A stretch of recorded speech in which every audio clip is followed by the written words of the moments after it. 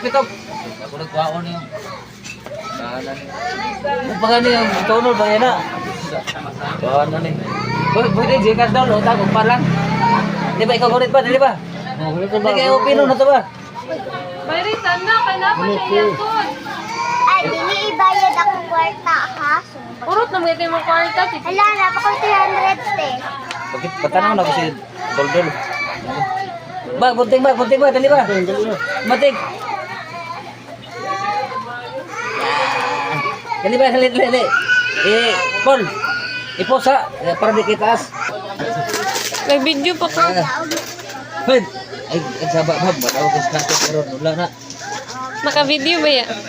Araw sa yan yun? 60. Okay, so gi-open na kung bagong abot naman yung delivery guys. So gikan sa TikTok shop guys. Oh. Trust lang tayo sa ating pinagkukunan ng mga Bisan, wala siya galanta kong review ba? Wala siya galanta kong review. Ako naglantaw review. Para itong kaisa niya nagipalit, dulaan tong isa. I really trust in Wow. my shop. Sige daw sana. Yan. Ano, mini sewing machine.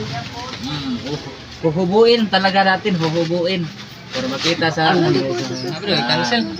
Alam nga, nabi man niya itong dulaan. Itong isa, itong tag 400 plus. Oh, diba? Salamat po. Sir. Papang pa dyan, mag-joke-joke pa niya. Yeah. Excuse po. Guys, tara guys na. Narabaon ka na diyan. Uy, napay mga gwapo. La! Mama, charger. Nahulog na dito. Papang, uy. Okay kayo.